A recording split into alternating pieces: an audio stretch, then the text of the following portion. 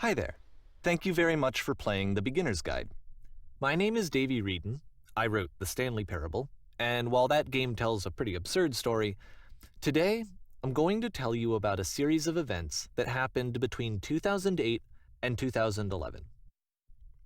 We're going to look at the games made by a friend of mine named Coda. Now, these games mean a lot to me. I met Coda in early 2009 at a time when I was really struggling with some personal stuff, and his work pointed me in a very powerful direction. I found it to be a good reference point for the kinds of creative works that I wanted to make.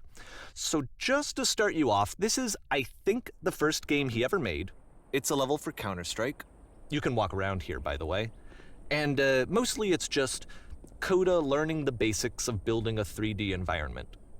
But what I like is that even though he starts from the simple aesthetic of a desert town, he then scatters these colorful abstract blobs and impossible floating crates around the level. And of course, it destroys the illusion that this actually is a desert town, and instead this level becomes a kind of calling card from its creator. It's like a reminder that this video game was constructed by a real person. And it kind of makes you wonder, what was going through his head as he was building this? This is what I like about all of Coda's games. I mean, not that they're all fascinating as games, but that they are all going to give us access to their creator. I want us to see past the games themselves. I want to get to know who this human being really is. And that's exactly what we're going to do here. So, it's 2008, Coda starts making these games, and he never releases any of them. He doesn't put them onto the internet, he just makes them and then immediately abandons them, and they sit on his computer forever. And I think he really understood this image of himself as a recluse. At one point, he jokingly renamed his computer's recycling bin to Important Games Folder. So, this was just how he worked. He tended to crank them out one after the other without even really pausing to try to understand what he had just made, until suddenly one day, he just stopped. In 2011, that was it. He made his last game, and then he hasn't made another one since. And that's why I've taken this opportunity to gather all of his work together, is because I find his games powerful and interesting, and I'd like this collection to reach him, to maybe encourage him to start creating again. And if the people like you who play this also happen to find his work interesting, then I'm sure it'll just send that much stronger of a message of encouragement to Coda. So thanks for joining me on this. If you have a particular interpretation that I haven't mentioned here, or if you just need to get in touch, you can email me at daveywreden@gmail.com. Okay, that's about it for introduction. Let's take a look at Coda's first proper game. As each game is loading, I'll show you the date that it was completed. This first one was made in November 2008.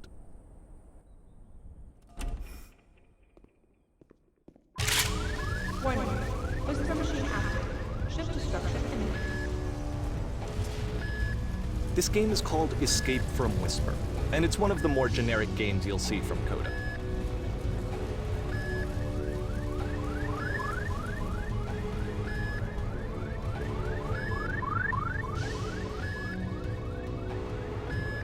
Security call reached. Hostile alien life forms inbound. It kinda looks like this game was abandoned mid-development. For instance, you have this gun, which you'd think would indicate that there are supposed to be monsters or enemies somewhere, but then clearly there are no enemies anywhere. You can't even reload the gun when you run out of bullets. But ultimately we don't really know. Maybe Coda thought that actually it was complete the way that it is. And I think that we should talk about his games for what they are, rather than for what they're not. Enemy force neutralized. I love how you can see the bottom of the universe from this room.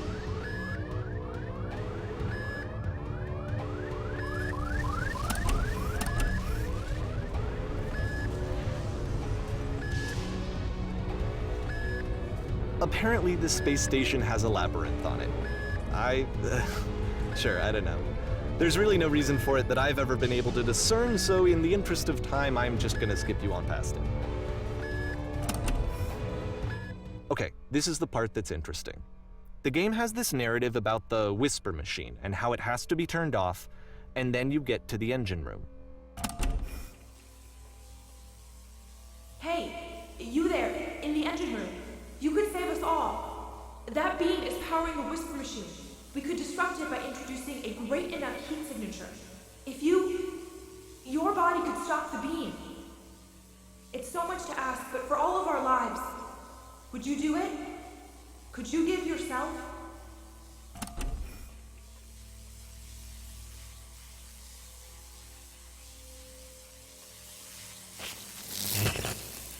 Let me pause here for a second. What you just experienced, stepping into the beam and then dying, is probably what Coda had initially intended when he was developing this level. But when he first compiles and plays it, something goes wrong. There's a bug somewhere. And this is what happens instead.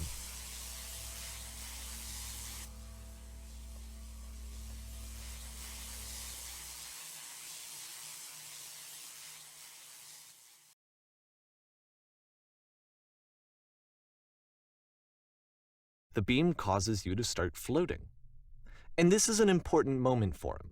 Because yes, this is technically a glitch, but Coda identifies something human about it, like how small it makes you feel in the face of this larger chaotic system. Or this floating could be the afterlife, a peaceful place, juxtaposed against all of the hysteria that you've just had to traverse. I don't even know. I have no idea what he was thinking, but what's clear is that after making this, something lodges itself in his brain. He wants to do more of these really weird and experimental designs. So he stops work on this and moves on to a stream of tiny little games that go in all sorts of directions. Let's go ahead and take a look at the first game he made after leaving this one behind.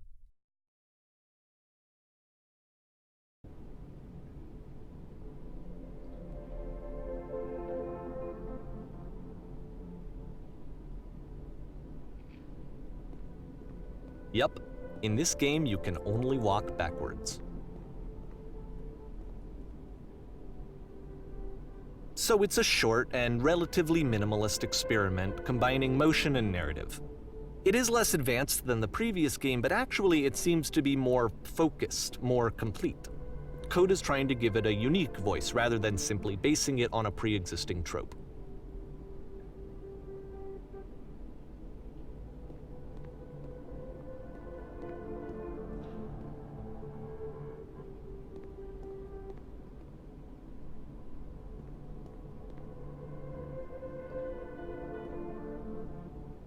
It's a short little thought, it says what it wants to say, and then it ends. Didn't need anything more than that. Which to me is why it works, because it gets out quick. Okay, next one.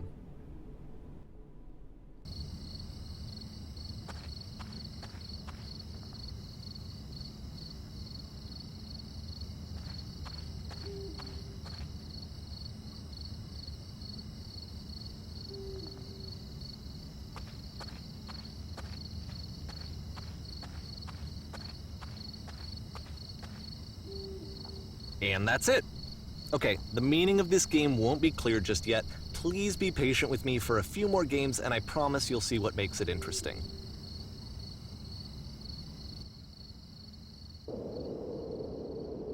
Oftentimes, Coda would put bizarre titles like this one at the start of his games. I wish I'd known him at the time that he was making these early games. He would really only talk to me about his work as he was making it. Once he stopped work on a game, that was it. It was dead to him. And I don't agree with that at all, but what are you gonna do?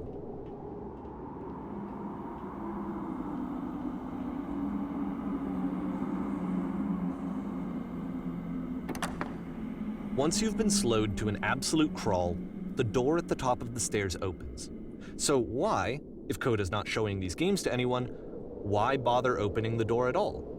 Well, to show you, I'm modifying the game here so that when you press enter, it'll bring you back up to full speed so you can enter the door for yourself.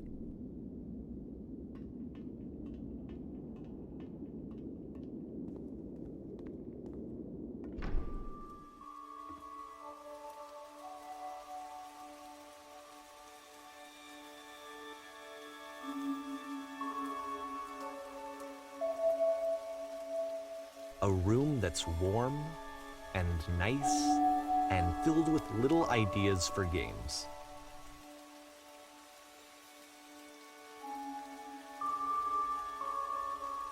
Coda would often tell me that he didn't mind if people thought of him as cold or distant, He said that he knew that he was actually a vibrant and compassionate person, but that it takes time to really see that.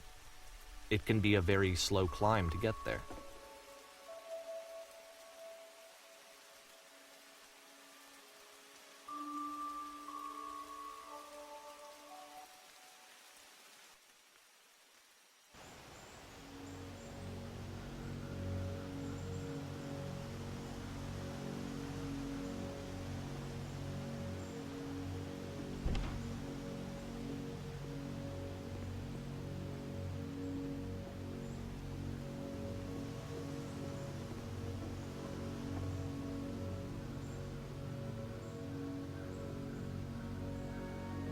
Well, this is new for Coda. It's an actual puzzle. Go ahead and see if you can solve it.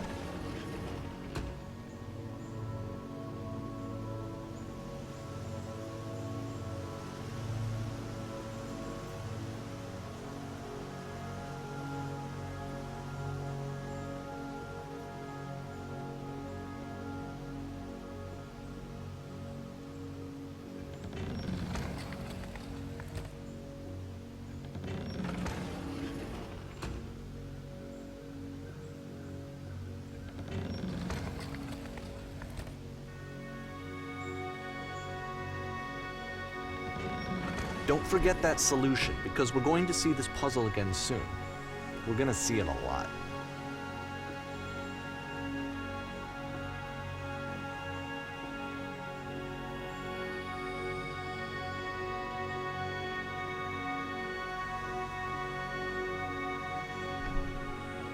So that seems to be it, right?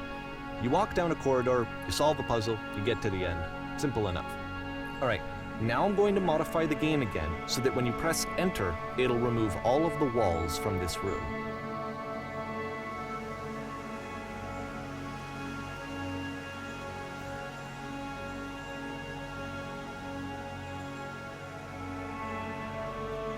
How about that? There was more to it than we had any way of knowing. I actually find it funny that this game comes after the Stairs game, since they essentially convey the opposite idea. So, in the Stairs game, a dull exterior concealed a rich interior. And then, in this level, a dull interior hides this fantastic outer world. Either way, I think that the point is the same, is that most of the time you don't get to know what you're missing, or even that you're missing anything. That's not your role as a player. So if your role here is not to understand, then what is it?